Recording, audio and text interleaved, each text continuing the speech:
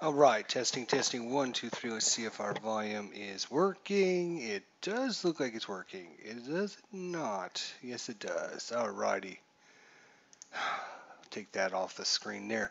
So, once again, live streaming here. This is your host, ID Jester. If you are watching this on my YouTube channel, which I post all of my live streams on my YouTube channel, if you're watching it on my YouTube channel later, be sure to subscribe to twitch.tv/IDJester. So when we go live, you can join us. You can help, dictate, ask questions, have fun with us, and post comments and suggestions and all kinds of great things. So make sure we've been doing a lot of live streams lately, and it's really good to get back into live streaming. Hopefully you can join us sometime. Again, that's twitch.tv/IDJester. So thanks anyway. So as you can see, we are going to be playing some Advanced Squad Leader. That's right, ASL for all you people out there. Advanced Squad Leader. I have done a bunch of Advanced Squad Leader stuff on my YouTube channel. If you're not familiar with it, go ahead and do a search or go back through my history there and you'll see. Also, we've been playing a lot of Tigers on the Hunt, which you know is strongly inspired by the Advanced Squad Leader system.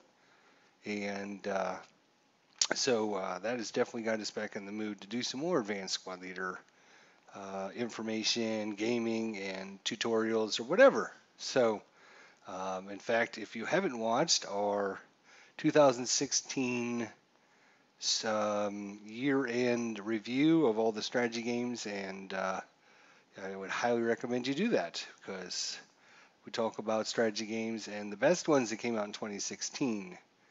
Hint, hint, Tigers on the Hunt did come out in 2016.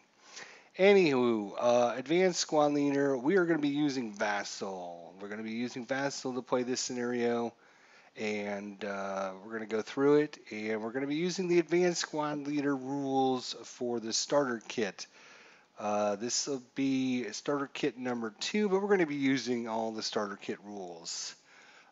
Pretty much from starter kit 1, 2, and 3. There are some big differences between Advanced Squad Leader and the starter kit, which we'll go into. If anybody has any questions in the chat, we can talk about the differences. Basically, Advanced Squad Leader starter kit is a toned down version, obviously, of the Advanced Squad Leader system. And a lot of the rules aren't incorporated, and it makes it flow and what's the best word? Flow and ease of play, I guess. So if you want to play a tactical World War II simulator, obviously Advanced Squad Leader is the way to go. But if you don't want to go through all the minute details of all of the advanced rules, then definitely pick up starter kits and use those because I find that they play a lot easier and a lot faster than the other ones. We'll talk about some of the differences when we actually get into the setup here. So as I mentioned, we're going to be using Vassal here to simulate our game. We are going to be playing the scenario. But before we actually get into this, I was actually able to get in and find some setups for the scenarios. So with the new version of Vassal, you're able to actually um, get some setups for some of the scenarios out there. And all of the starter kit scenarios have been put out.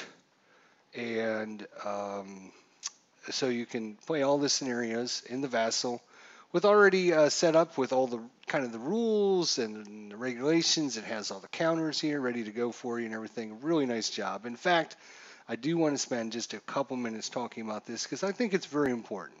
Very, very important.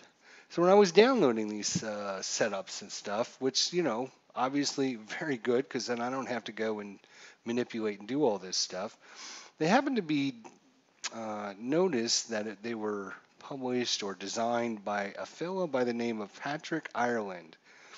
And the name rings a bell for me because, like many of you out there, many of you, I was just starting into ASL and the starter kits and everything, but I still had no idea what to do. And this is quite a few years ago.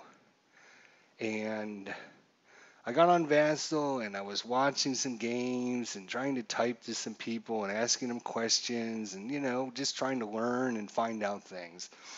And one of the fellas ended up telling me, oh, you should check out Patrick Ireland. He'll, send him a message, send him a private message or whatever, and he'll help you. He'll schedule some time and sit down with you, teach you the rules and everything, which he did. I scheduled a couple, like 4 or 5 sessions with him. We played through a couple scenarios, went through, the basics, and it really kind of reading the rule book and using his help and everything really really got me into the game, and that's where I first started. So Patrick Ireland, was actually instrumental in spending all of his time and effort trying to help me learn the game and a lot of other people besides myself. And it's kind of, like the pay it forward, where, somebody does something for you and then you go out and do something for someone else. And that's kind of the way I've always been with ASL and doing tutorial videos and helping other people out and doing everything because, back in the day, I didn't know anything either. And I didn't, if it wasn't for somebody's help, specifically Patrick Ireland, I probably wouldn't even got into ASL. I probably would have said, screw it. It's not worth it. I can't find anybody to help me. And it's not, it's too complicated me for trying to learn. And so definitely, this is just in general terms. If you ever are in Vassal or you ever happen to come across Patrick Ireland, make sure you give him a big thumbs up. Let him know that the effort that he spent many years ago helping me has inspired me to help others as well. So, I just wanted to spend a few minutes talking about that because I think it's important that people know that, especially when you're talking about advanced squad leader and very complicated games, there are a lot of newbies out there that are trying to learn. They have no idea. And if people aren't out there helping them and trying to assist them and trying to, spend a little time and effort to help them, they're not going to learn it. And eventually, the ASL system will just die off because all the people that do know it and do play it will eventually die off. And if there's no one new coming into the game and no one new coming into the arena, then eventually no one new will come in and it'll die off. Then we don't want to see that happen. So, anyways, pay it forward, give back, give out, and there's my 2 cents on that. Anywho, let's talk about the scenario now. So here it is in all of its glory again. Great job of setting this up. You can just go into Google and do a search for, like, I think I typed in Vassal ASL starter kit scenario setups or something like that. And you go to a couple web pages and they're able to download them. And you just put them into the folder. When you start up Vassal, you just tell it to point to this, to your download, and poof, it just pops up with all this information. So let's actually look at the scenario and talk about the scenario. Oh, it popped up on my other screen. I'll bring this over to you guys. So, as I mentioned in the intro, if you missed our intro, well, sorry, you'll have to watch it on our Vassal channel, or I'm sorry, our YouTube channel. A long way to go. This is ASL Scenario S11. This happens to be in Biscardi Station, Sicily, the 10th of July, 1943. During the pre-dawn hours, the U.S. 7th Army had successfully landed at both Licata and Gela.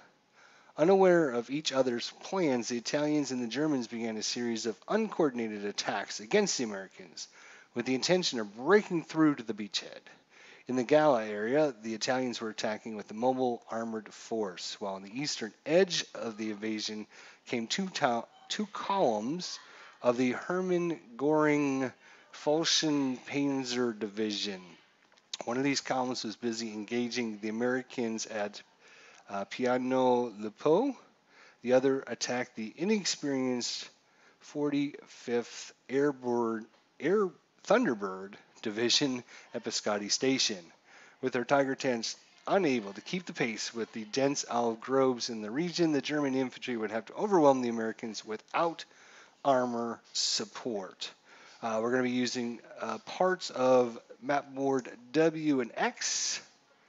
And here are the victory conditions over here. The German wins immediately upon exiting greater than or equal to 9 victory points off the south edge, provided the Americans have not amassed greater than or equal to 11 victory points.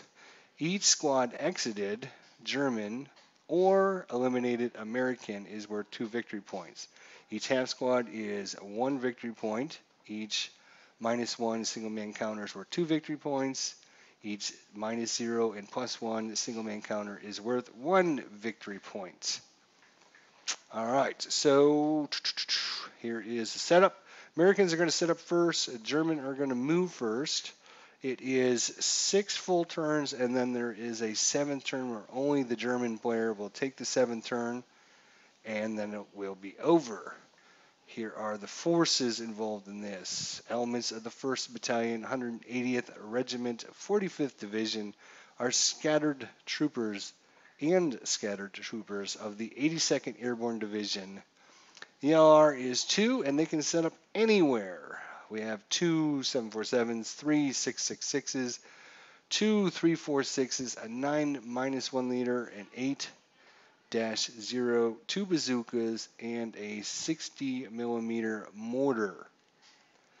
The Germans, elements of the Panzer Grenadier Regiment H, Hermann Göring Falschen Panzer Division ELR-2, enter on turn 1 along the north edge. They have 7 467s, 4 447s, 2 247s, 2 237s, a 9-1, an 8-1, and a 7-0 liter. They have a medium machine gun and 3 light machine guns. Special rules. Treat all off-board terrain as if it exists, which is very important. And we won't look at the aftermath. Don't look at that because we don't want to show you what actually happened. So there's the scenario card from Scenario Starter Kit 2 S11. A long way to go. So we're going to delve into this scenario here and spend some time with it. All right, so first thing we'll look at over here on the right-hand side, disclaimer, setup is provided as a play aid. Although care was taken to develop the setup, you're encouraged to refer to the original scenario to confirm setup accuracy. So again, I think based on everything I saw so far, it looks really good. So here's the American reference, American bazooka, a great play aid. So you don't need to keep flipping the counter over to check everything. We can kind of see what the bazooka is. So at range 0, it is an 11 to hit.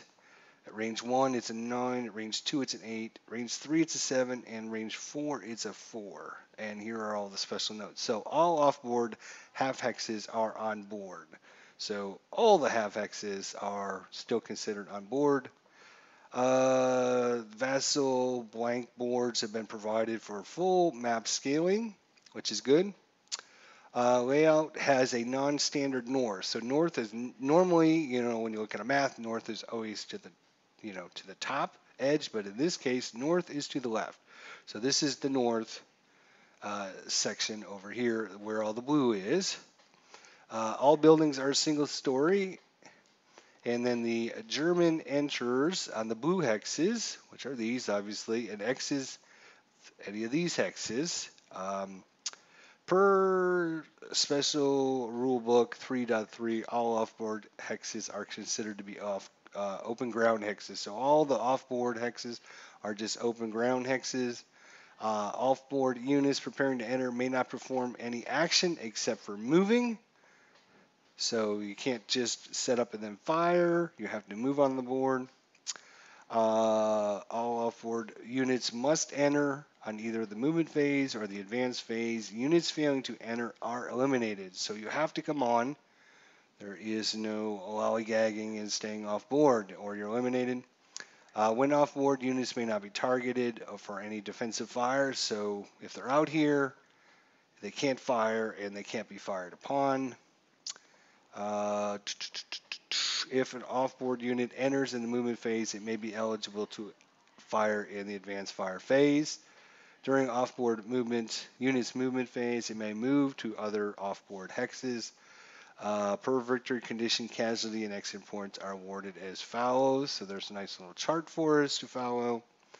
To update the German exit victory point counter, select line 2 of the German exit victory point counter and modify the counter at the end of the text line.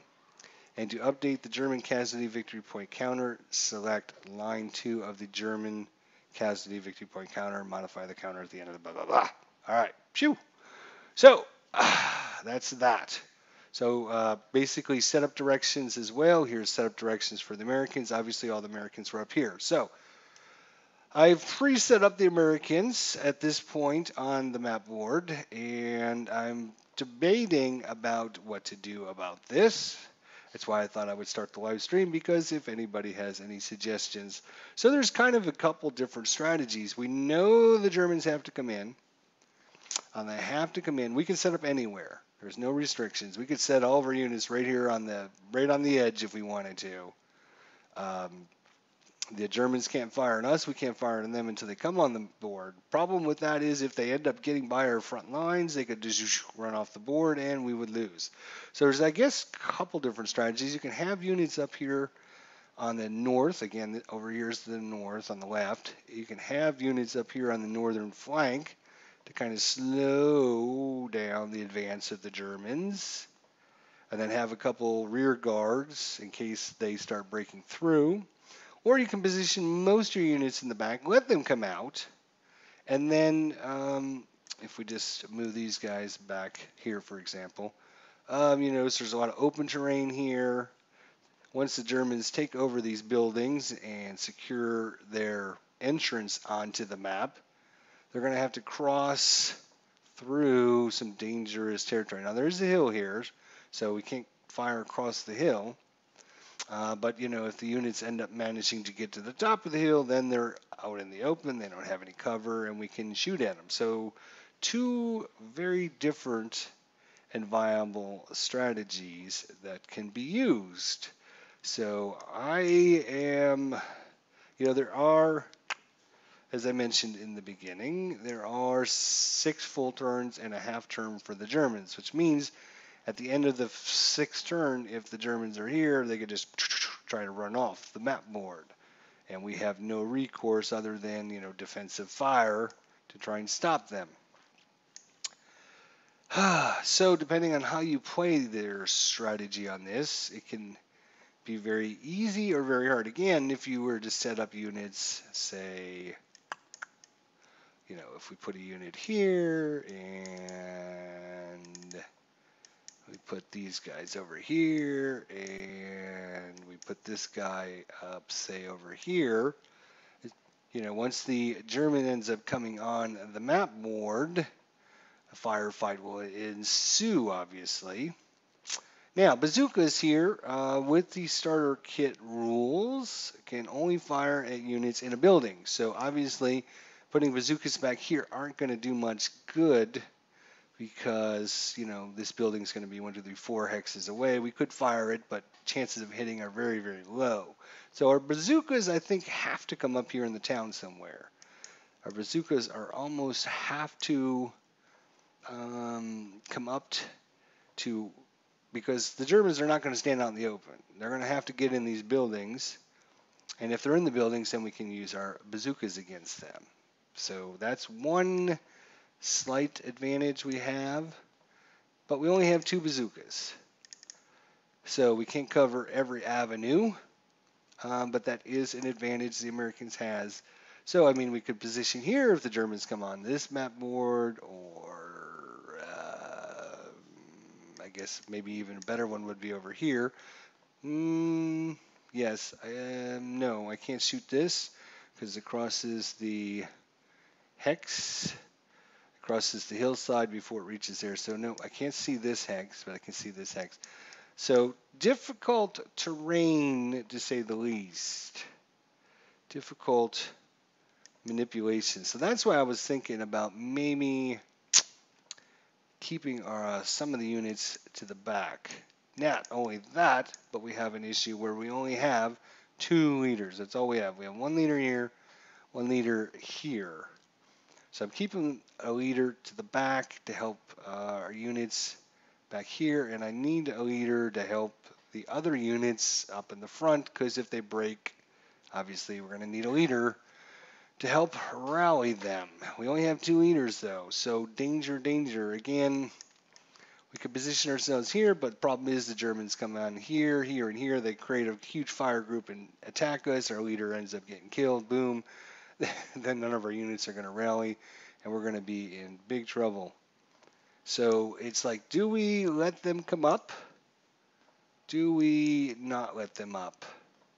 I don't know the best way to play this scenario. Again, I'm using our 666s towards the back. You can see we have a leader with a couple of 666s in the back here because obviously they have 6 range.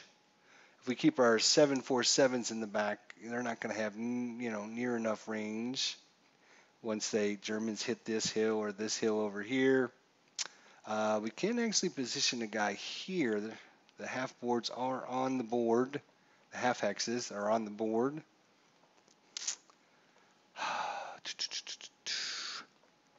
And again, I think our bazookas need to be up front. So the question is, do I sacrifice a couple units just to slow down the Germans, and then once they end up destroying these units, they're going to have to make a way across hopefully a death field where we can hem them in. We do have a mortar here.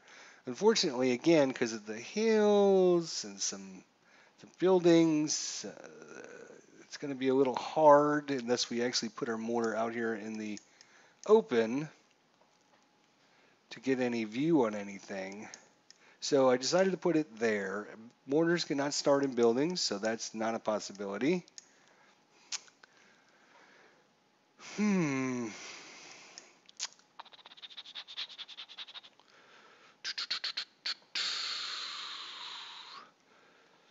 We could do like a fighting withdrawal. That's a possibility as well. Just trying to see where the best position for this guy is going to be. If he goes here, units can come on here, here.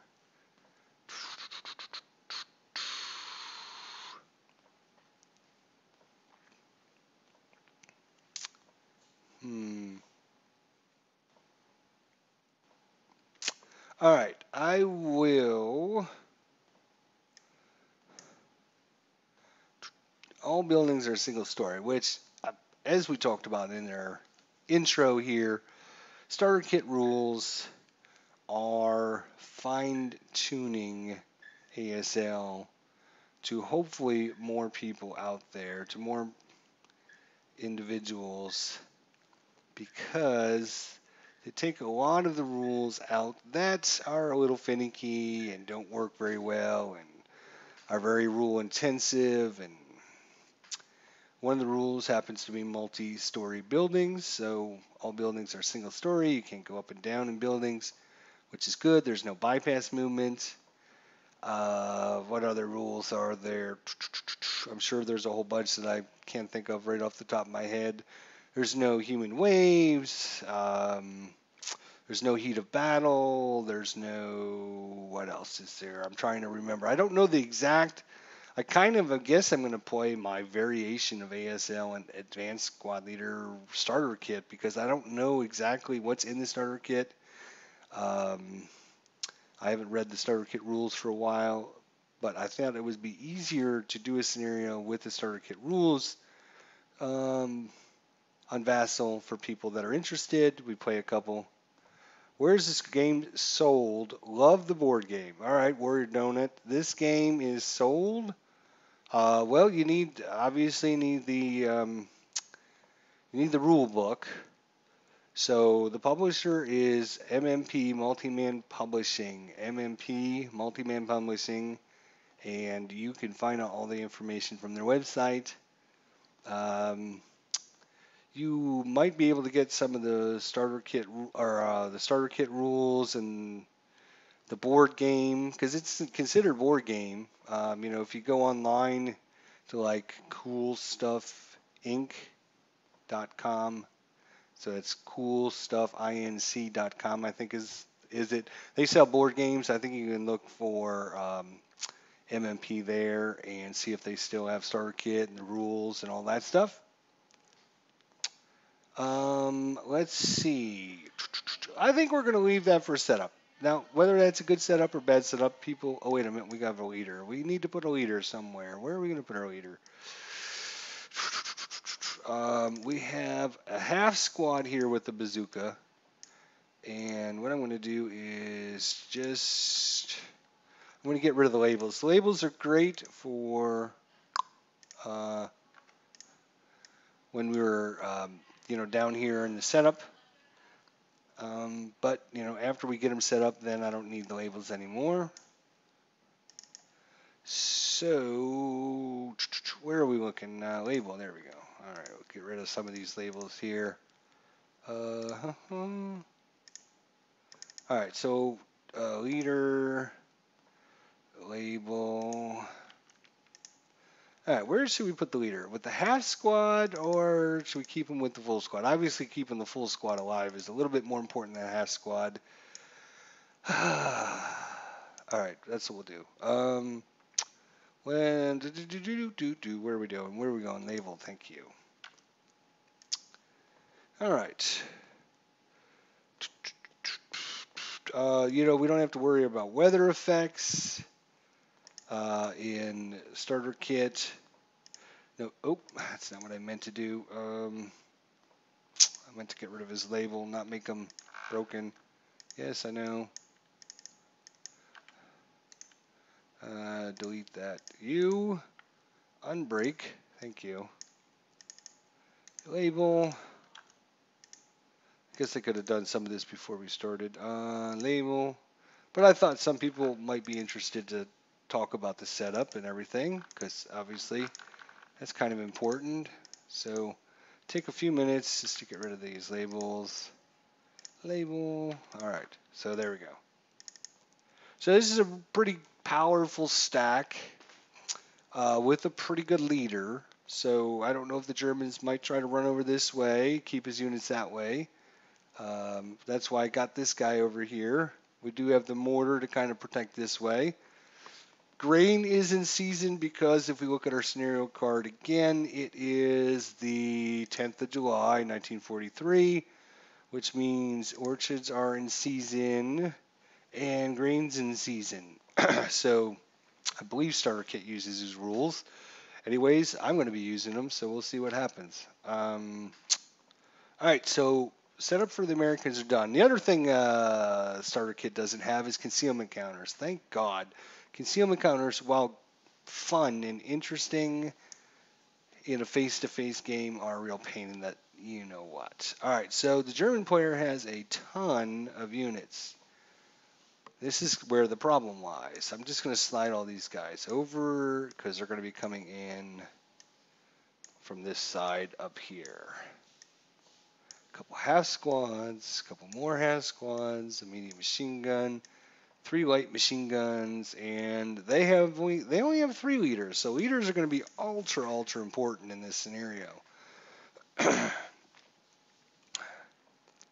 So before the German player sets up, let me just reevaluate my American setup. I'm trying to think as the Americans, and then I got to reverse field and then think as the Germans. So with the Americans knowing there is a ton of units coming, it could put some serious firepower, some serious jeopardy.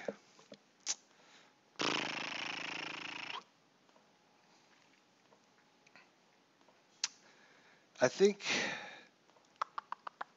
I will keep my. I'm so tempted to just pull back. I'm just so tempted to pull back, but if I let them come in, on turn 1, they can be positioned all in these buildings here, and then they basically have 7 turns just to whittle us down. So I need to sacrifice a couple units just to slow them down. So yes, the American player's done. Okay, so poof, I'm now putting my German my German hat on. So we are going to position you there. And as I position them, I'm just going to get rid of the labels. We're going to position you there, label, and you right there. Now we can adjust this afterwards, but just for label. All right, let's bring you guys up here. I have a strategy, I think.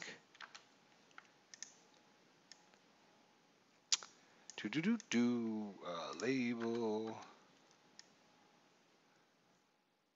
You know what? Hang on. Before I do that, now that I'm thinking about it, one half squad is not going to be enough.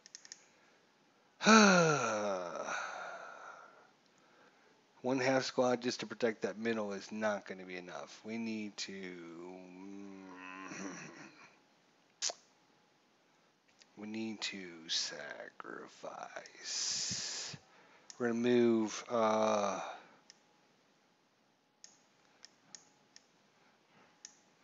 right, I'll just switch those two units, I think. Is that going to be enough? Yeah, sure.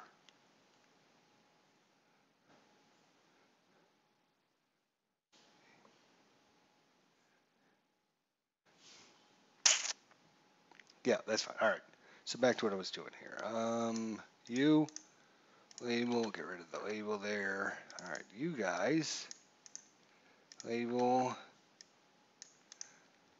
Oh, not conceal. God damn it.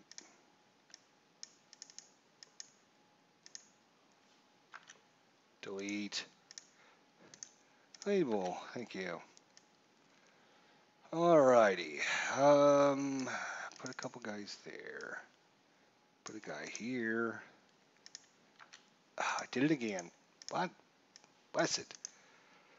I did not mean to conceal you. I did not make you hidden. Wanted to just get rid of your label. It's funny. Thank God we don't use concealment counters. All right, another squad's going to come here. Label this time, thank you. Couple half squads.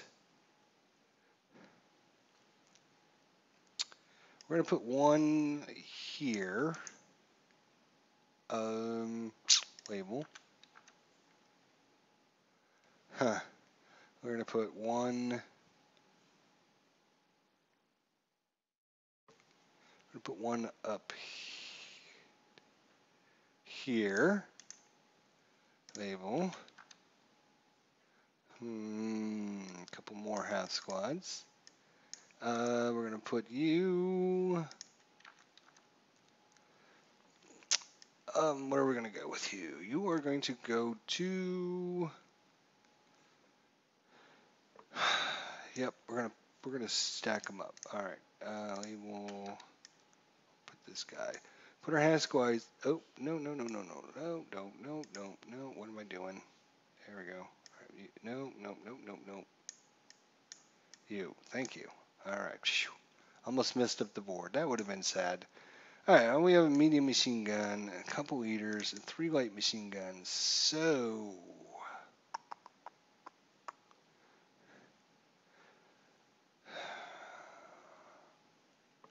Where are these going to go? That's a good question.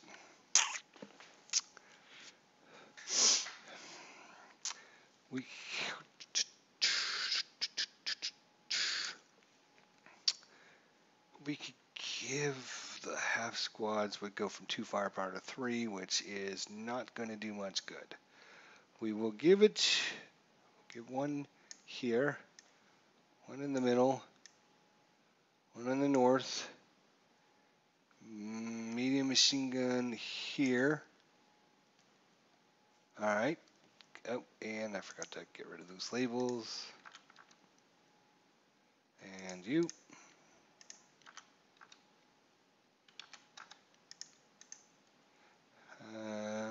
Label.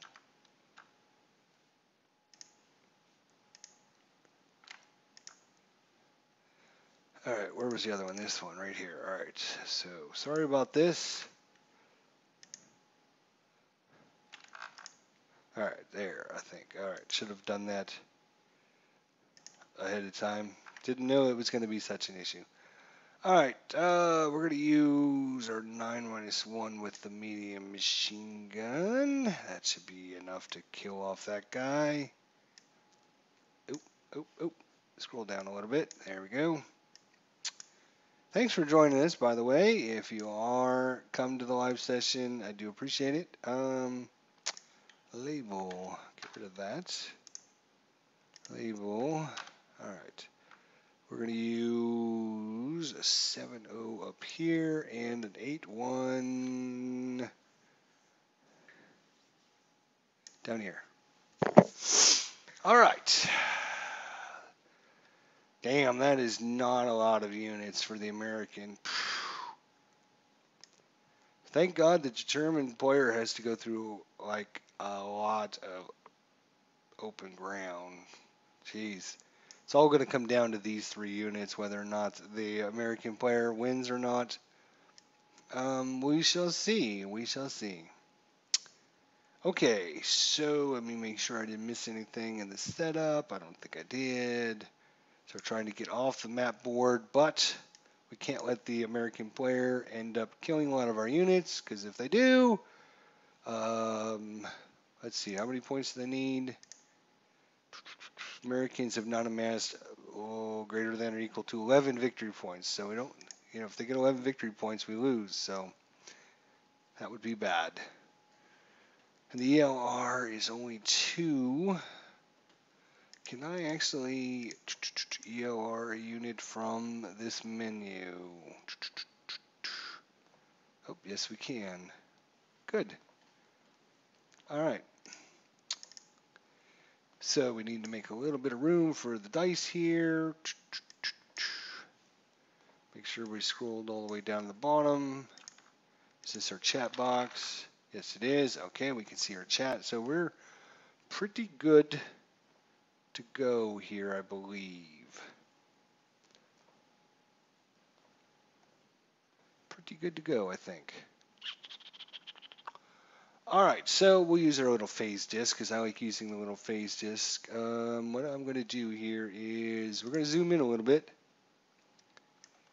because it makes it a little bit easier for me and probably you guys at home to be able to see all this.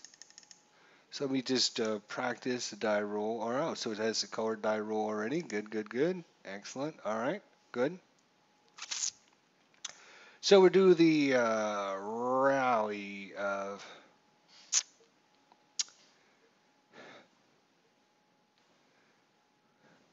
What are we going to do? All right, so nothing there.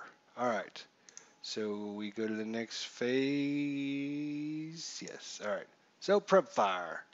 Can't use prep fire because remember the rule here in the beginning. Yeah, all units must either come in the advanced phase or movement phase. So no prep fire. So we're going to go right on to the movement phase. See, we're just cruising right along. We've gone through 2 phases already. See how easy that was? All right, now it's going to get a little more difficult. So we're in the movement phase.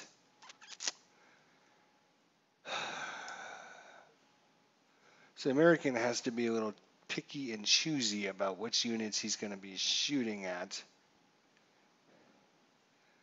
Because, let's get rid of all the move things. So nothing should show move anymore. No, it's just not good. All right. So obviously the German player is going to select this unit here, this half squad, and he's going to move it. So he's going to bring it 1 to move right there. American player can choose to shoot at it if it wishes, and he chooses not to. And then 2-3 is going to move in there.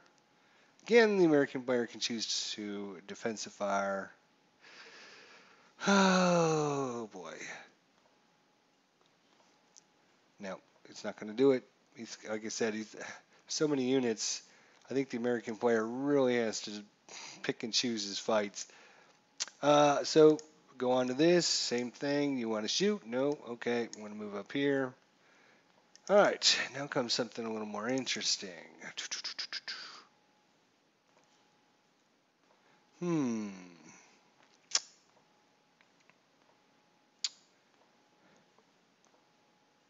So, what are we going to do with this?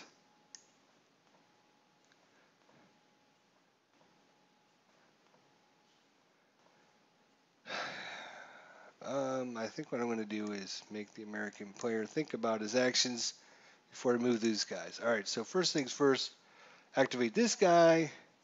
Again, 2 to move on there. Do you want to defensive fire? He can't see him, so it doesn't matter. Then the German player is going to...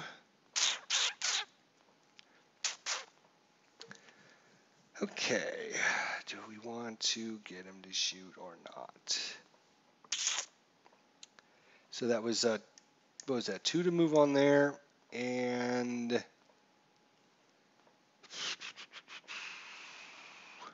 yeah, it doesn't matter. You're so screwed. I just want to check one thing. It just seems like I just want to check this scenario card. Hello, scenario card. I just want to make sure the Americans have 2, 3, 4, 5, 6, 7. So 2 half squads, 2 747s. That's just there. And there, and 3 666s. Okay, he's got all his units. I just wanted to make sure. The German player, he's going to move right there for 4. So what are you going to do, American player? Are you going to shoot or are you not going to shoot?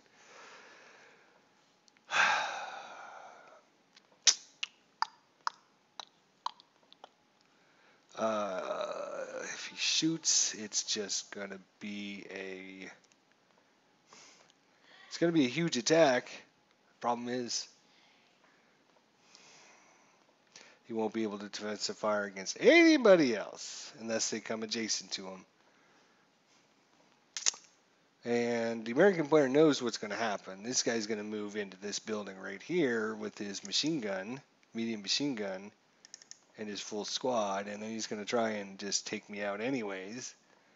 So is it better to try and target this unit or this unit? So the American player is going to pass, believe it or not. So same thing, he's going to move here, and nobody can see him.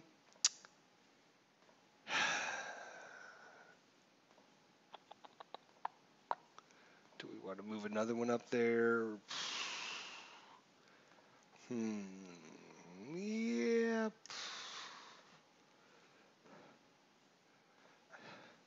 All right, I'm going to move here. And, again, kind of like baiting the American. Dude, come on, shoot him, kill him, do whatever you got to do. As soon as he does that, though, he knows what's coming. It's kind of damned if you do, damned if you don't. If you don't shoot him, he's just going to keep moving and cause all kinds of problems. But the American is going to stick by his guns and say pass. All right, fine. We'll move here for 4. So that was 2, 3, 4. And this guy can see him, but he's not going to shoot him either. All right, so we're going to move 2 and 4. American player is not going to. All right, so now comes what the American player thought was going to come. And the German player decides to assault move there, saving a penalty if the American player chooses to shoot. Oops, I did not mean to do that. Is there a way to, let me just make sure. Okay.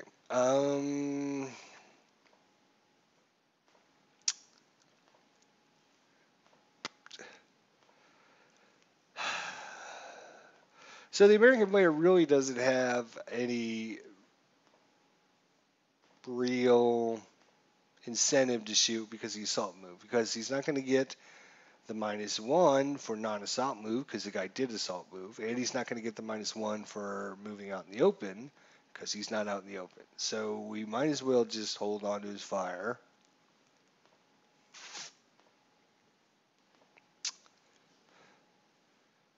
And he could use it in the defensive fire phase. That might make a difference. We shall see now that these guys are in the hex. It's hard to say. It's hard to play both people's strategies in your minds at the same time. So we're going to move. These guys are going to go 1, 2. Defensive fire. No defensive fire. Or are you going to take the defensive fire?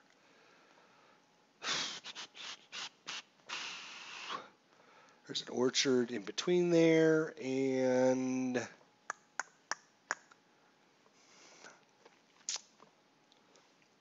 is he gonna come here? Is he gonna go in the stone building? I need to check our rule. I don't know if you pass through the orchard, is the orchard supposed to represent the whole hex side, or if it's just the actual tree limbs. I don't know what the starter kit does, so I need to check out a rule here real quick. Let me see if I can find it. Gotta look at my starter kit rule here. Starter kit, where are you? Here you are. All right, just gonna bring it over here on my other screen so it's out of the way. All right, orchard, an orchard is a hindrance at the same level. Line of sight is therefore for every orchard hex between the target and the fire. Orchard costs infantry 1 movement factor to enter. Orchard costs an armored car. There is no TEM for an orchard, but because it's not an open ground, orchards are in season during the months of April through October.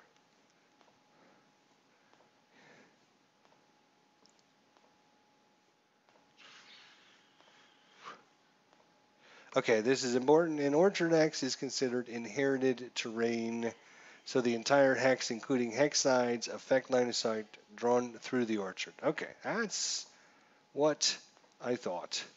But I wanted to make sure I wasn't ripping off anybody. Okay, so the American player is going to shoot the bazooka at the guy in the building and hope and pray that he can do something. So, 2 hexes away, if we look at our little chart over here, it's a 2-hit of 8. And let me check one other thing here while I'm thinking about it. I need to look up the bazooka to see if the TEM comes off the 2-hit or if it comes off of the results table. Bazooka B, I gotta look that up. Bazooka, where are you? 441. 441.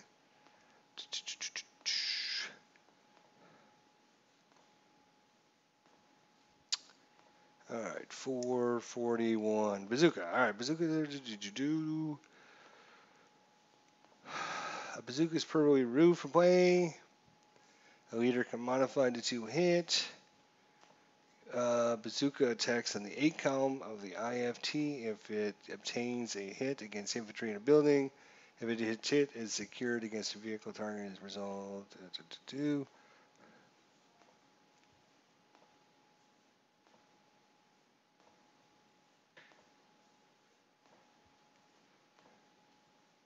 So it's going to be a -3 to his attack. Actually, no. It's going to be. So he's got -1 hindrance. I think the hindrance comes on the 2-hit. It doesn't come off the once you hit, let me, where is it? Should be listed here, but I don't see it. So, I think there's a chart. Let me look at the chart real quick. I just have to find it. Where are you? All right. So we don't need that chart. Two hit chart. We need the two hit die roll modifiers. All right.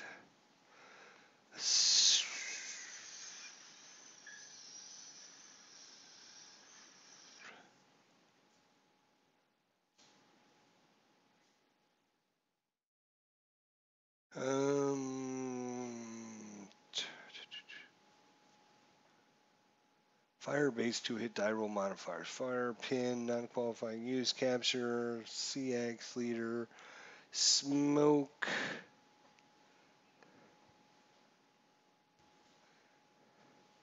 Target-based two-hit die roll modifier.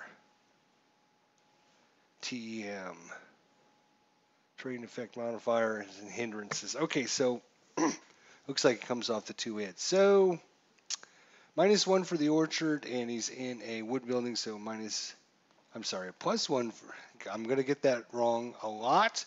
I'm used to saying it the other way around. So +1 to hit for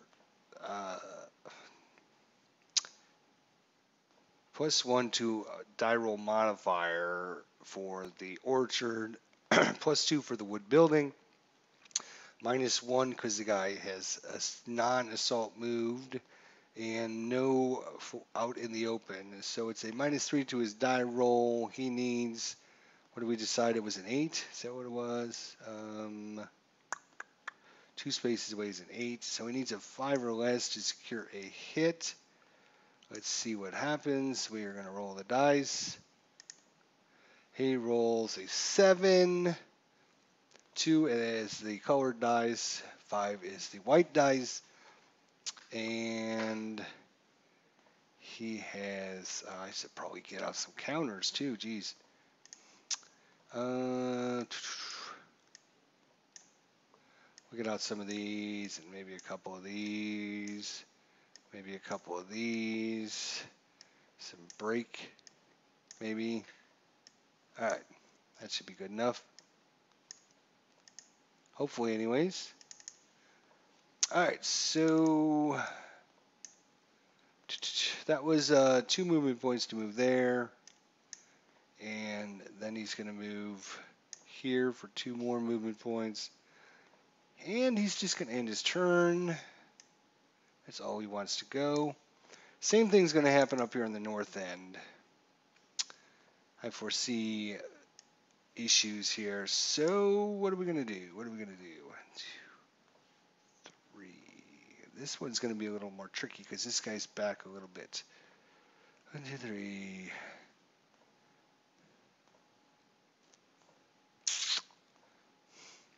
All right. We'll come here for 1. You want to shoot at me, buddy? So what we have here is we have a squad and a bazooka and a leader.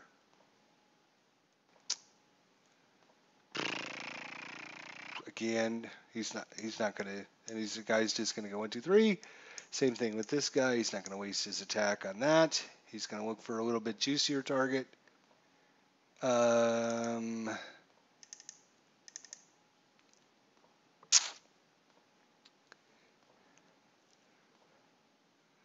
If one comes available, anyways. This guy's going to assault move there. This guy's going to assault move there. This guy's going to assault move here. So during these assault moves, he chooses to do nothing. This guy is going to move here for 2. Then he's going to move here for 3. Is something juicy going to come along?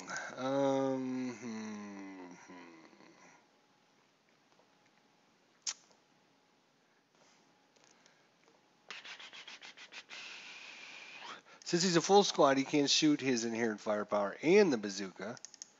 Maybe I should have given a full squad. I should have given a full squad that bazooka down here. So yeah, I think this squad will. He's got to do something. No, he's going to let him go. So then he's going to go 2, 3, 4. All right, then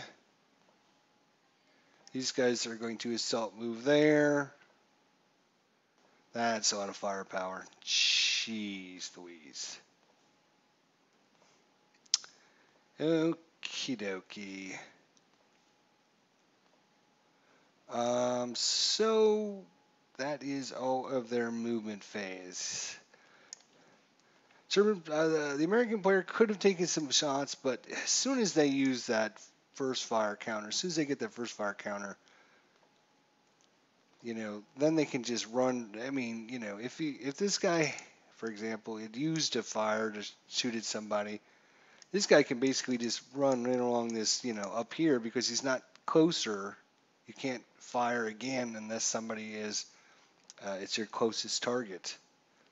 So this guy, as long as he's 2 spaces away, can just run right up here and cause all kinds of problems. And we're trying to slow him down, make him go slow. It might cost us some units, which I think it will, but the main goal isn't to destroy the first German that we see. All right. So now we are done with the movement phase. So we didn't actually get a lot of defensive fire. We took one, but we will now go to the defensive fire phase, which is okay. I mean, we don't get any modifiers and such, but these guys are in an open area, so they're going to advance into here anyways, I think, or possibly try to bypass this altogether. Who knows? Does he waste his... Yeah, all right. So the squad here, the 747, is going to take a shot at these guys. So it's 7 firepower. He's not going to get any bonuses. He might have been able to do a little bit better in the movement phase, but again, as soon as he uses it, allows other people, and then, we were talking, once you've done with your first fire, you're only at half firepower. So it gets worse and worse the more you defensive fire. Anyways, he is going to take a shot at these guys here with his inherent squad firepower of 7. Oh, by the way, we are going to be using the, what's it called here? The indirect infantry fire table, or it's not indirect, it's intermediate indirect fire table. So it gives you more columns to shoot on. It gives you different kinds of results and stuff. So instead of just a normal. And what I'm probably going to do is just leave this on my other monitor here. So it's not in the way all the time. And once in a while I'll flip it back so you can see the result if we get something really interesting or not. Hopefully I'm still recording. Hello, hello. Yeah, okay, looks like we are. I have to check that every once in a while as well. All right, so 7 firepower and no minuses to the dice roll. Let's see what we can do. So we rolled a 6 on the 7. 6 on the 7 is a 1 morale check. So each one of these units is going to have to take a 1 morale check. So the top unit, so 1 morale check means you're going to add 1 to the dice roll. You need to roll less than or equal to your morale. In this case, it's a 7. And our ELR is only 2. So we can't be more than 2 points higher than 7 with our total. All right, so the first guy rolls an 8, plus 1 is a 9. So he is it equal to or greater than? Let me check the roll real quick here. I think it's greater than the ELR. It might be equal to, but let's just double check. A, B, C, D. I think they have ELR. Don't they have ELR? In starter kit? I think they do.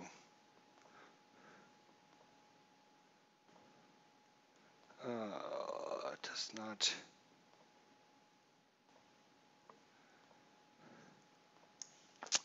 Oh boy. All right, hang on a second. I'm going to have to pull out the big boy book on this. Whoever said this is going to be fast? Not me. Let's do a look in the rule book for ELR. A, B, C, D, A, B, C, D, E. Right before F, buddy.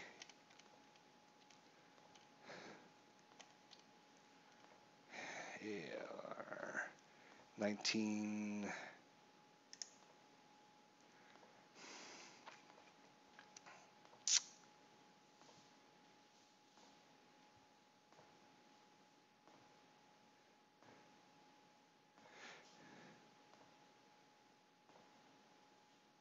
Okay, this number represents the maximum amount by which an unbroken squad squad leader may fail any morale check without being replaced by a lesser squad. So the most you can fail by is 2. That's what I thought.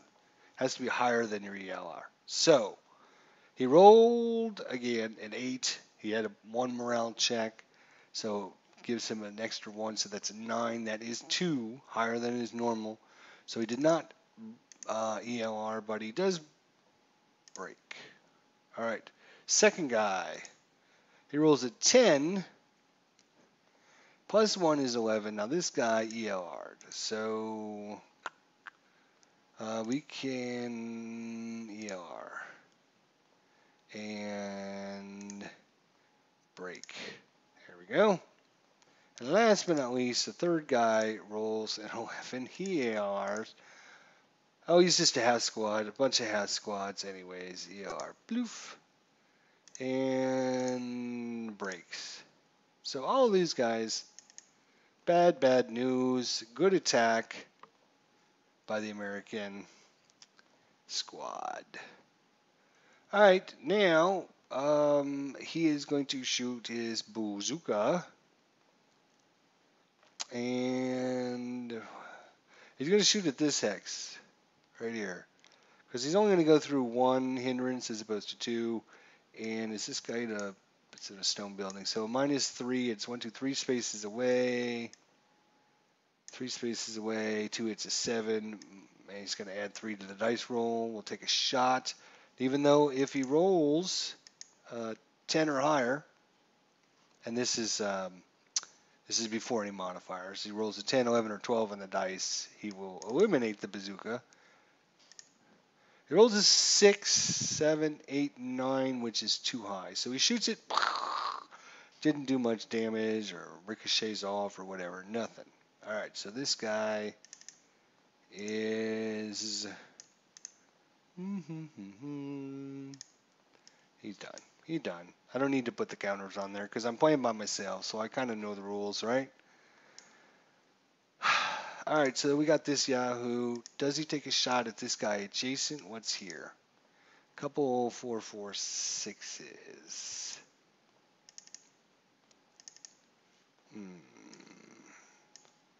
What ended up happening up here? So yeah, these, okay. It's a lot of firepower to shoot adjacent, but is it better to try and break this guy? He does have a really good leader with him, though.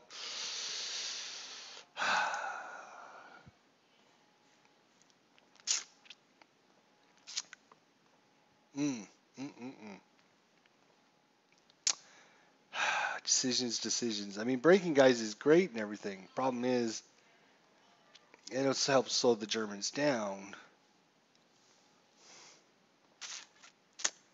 Yeah, all right, he will. So double firepower is 14 because it's adjacent, but it's a +3 because he's in a stone building as opposed to a wood building. So it's a 14 plus a 3 to the die roll. All right, poof. Oh, you only rolled a 4, which is very good. So 4, 5, 6, 7 on the 14 column. So let's just take a look at this together here. Firepower 14, he rolls a 4, 5, 6, 7 right here. And here is a 2 morale check. So very good. Whoops, keep this up. Very nice. 2 morale check on all these guys here. So the first guy here with the light machine gun rolls an 8 plus 2 is 10. He ELR'd because he rolled 2 more than 2 higher than. So he is going to ELR and break. Second guy, 8 plus 2 is 10. Again, same thing. He ELRs and breaks. Breaks, thank you. Wow. Couldn't ask for much more than that. I mean, it's kind of good we waited on our firepower, but it's not over yet. It's not over yet. All right, this guy can't do anything because he's shot already, and he's just a half squad. So he's done. All right, so that's defensive fire. Again, I don't need to really put these counters on because you guys know what's going on. I know what's going on. It's mostly, for if you have a big scenario and you're not sure who did what or whatever, it's great to use counters, but in this scenario, we don't have that many units. All right, so done with defensive fire. Next, advanced fire phase. This could hurt. This could hurt. All right, well, medium machine guns don't get to advanced fire in the advanced fire phase, so that's a good thing. But this guy can at half firepower with the -1, so it's a 4. Halved is 2 firepower, -1 for the attack. This guy's in a stone building, so it's a +3, -1, so it's a +2, 4 +2 attack. It was a 5, 6, 7 on the 4 column is a pin task check. So the American needs to make a pin task check. And he passes just fine. So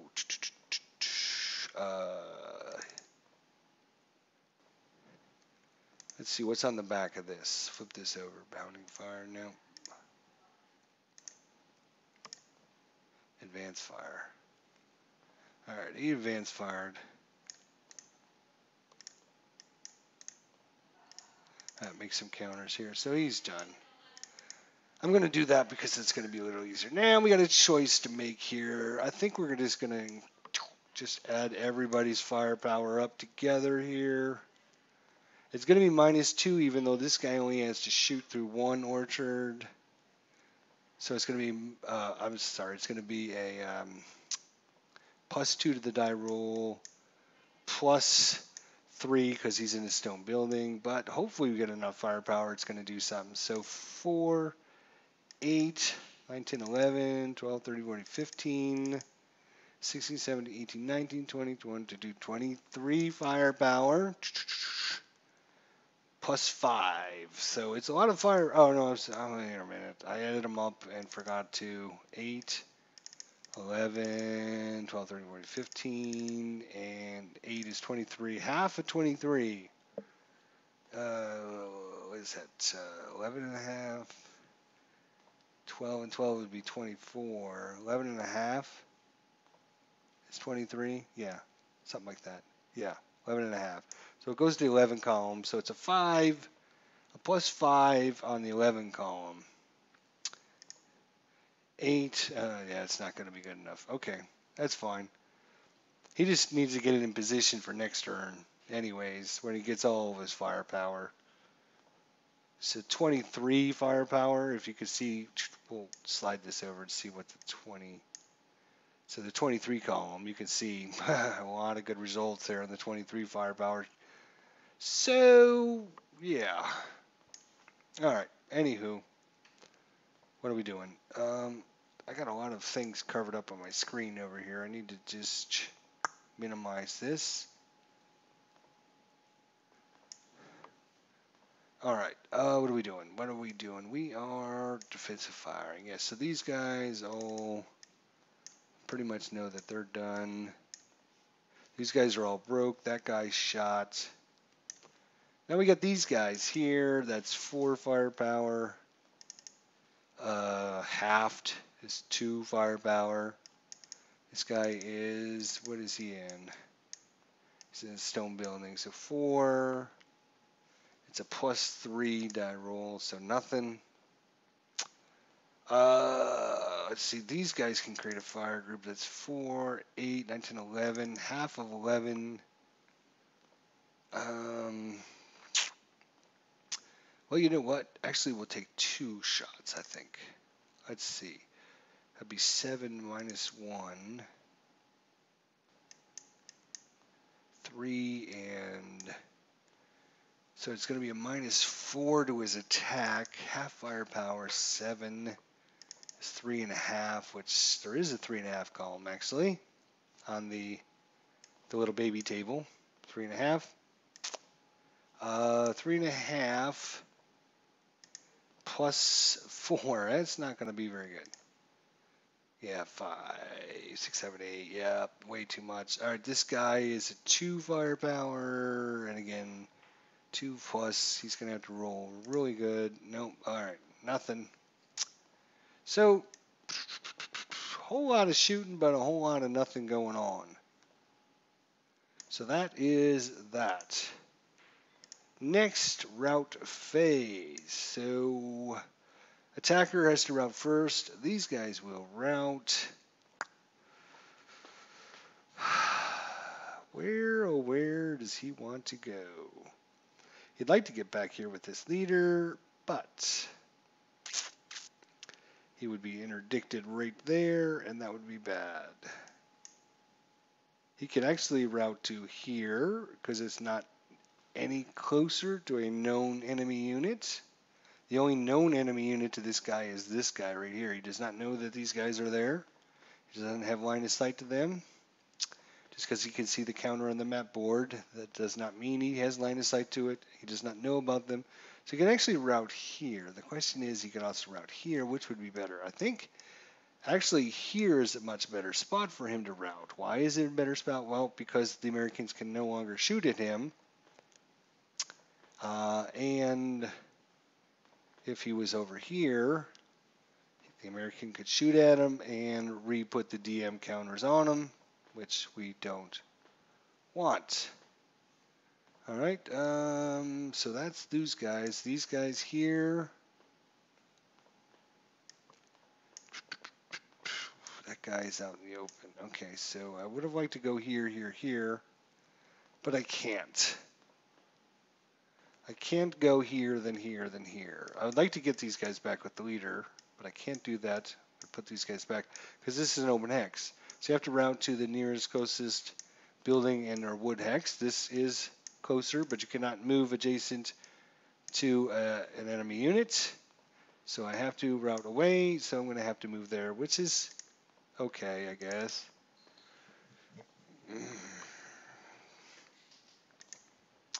So all in all, it was actually a much better turn in the Americans than I had envisioned, but it's not over yet. Oh no, oh no, it's not over yet. We're on the advanced phase. All right, so let's take off these counters. How much are we going to advance? Well,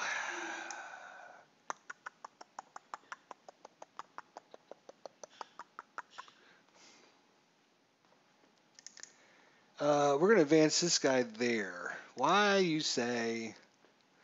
again, as the German player, my thinking is he's only got a couple units here. He's going to be able to shoot, but he won't be able to shoot at a whole bunch of units in one hex, right?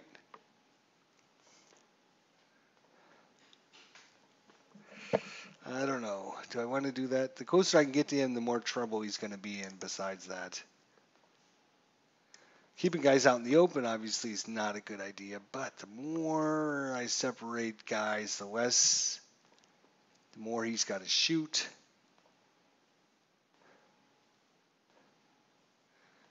And if I get out of these buildings, he can't use his bazooka against me either. So I could just advance everyone up.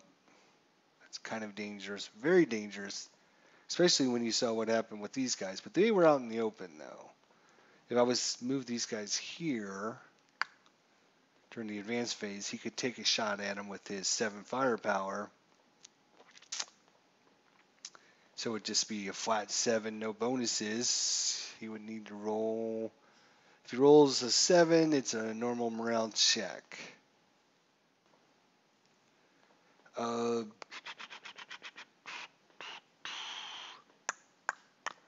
we just stay in the buildings and use our superior firepower to eventually break him. I think those guys aren't going to advance. These guys are going to advance, though. Yeah, this is going to be bad. They're going to advance in there. I knew that was coming. That's a problem. This guy's going to advance here, and these guys are going to advance there. I told you it wasn't over. Because now this guy can't ignore these guys down here, which means if he shoots down here, he can't be shooting at this thing, which means this medium machine gun with a rate of fire of 2 could possibly get several shots on him and do some serious unexpected damage to him. Oh. And now we've got units in the same hex, which is going to cause the next phase to actually take place, which is the close combat phase. So we need to see if there was ambush. Are you you're in a building or indoor woods, right? Do they have ambush in Starter Kit 3? Let's see. That's a great question. Let's go down to the rules and see what they have. I'm not sure they have ambush, actually. Now that I'm thinking about it. Let's see. Let's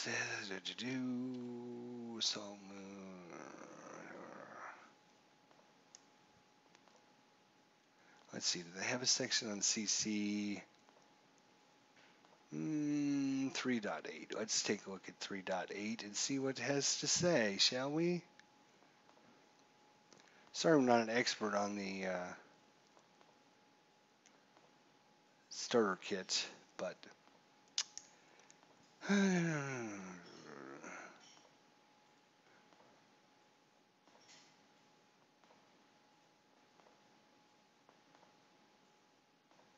okay, yeah, unless an ambush occurs or one or both sides have vehicles present.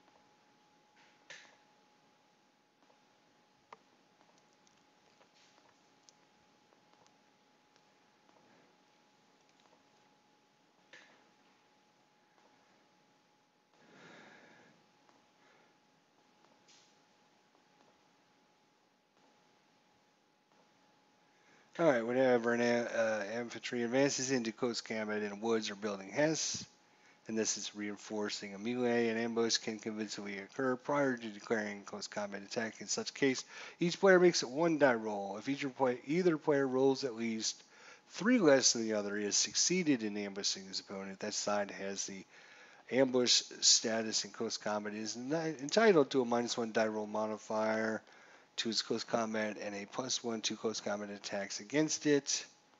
All right, so I'm just going to roll the 2 dice. The Americans will be the colored dice. The Germans will be the white dice. And so the German player ambushes the American player. He didn't see him in the bushes there, and he jumps out of the bushes into the house. As the Americans are probably watching these guys moving down the street here, these guys snuck in the back door and ambushed him. So the German player rolled 3 less than the American player. And so what's going to happen now is the German player gets to decide first. He has 4 firepower. The American is 3 firepower. So it'd be a 1-to-1. And the kill number for him is going to be a 1-to-1. It's a 5. That's fine. He gets a -1 to his die roll, so he will try for a kill. He rolls a 6. -1 is 5.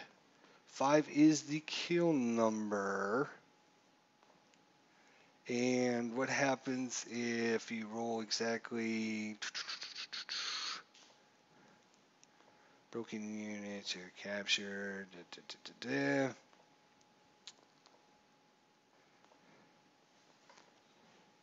I'm just looking through the modifiers to see if there's anything else that should be applied. I don't think so.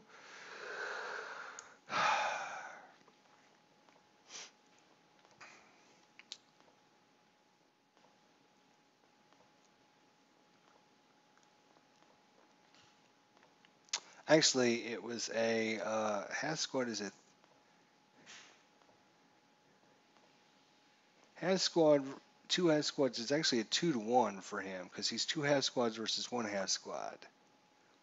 So it should have been a 2-to-1. So a 7's a kill number anyways. So he has killed the American in close combat by ambushing him. See, and I just said just a few minutes ago, and that's why for those people out there that enjoy ASL, watch ASL and everything, play it. This is why, because literally 3 minutes ago, I said, oh, that round wasn't that bad for the Americans. Not as bad as I thought it was going to be. And now, just 3 minutes later, he's lost a unit to close combat, just like that. So these guys all advanced. That was the only close combat we were going to have. That is going to be it. We are moving on to the next phase. Dun, dun, dun. There we go. All right, so this is a good start. I am going to be saving this save game.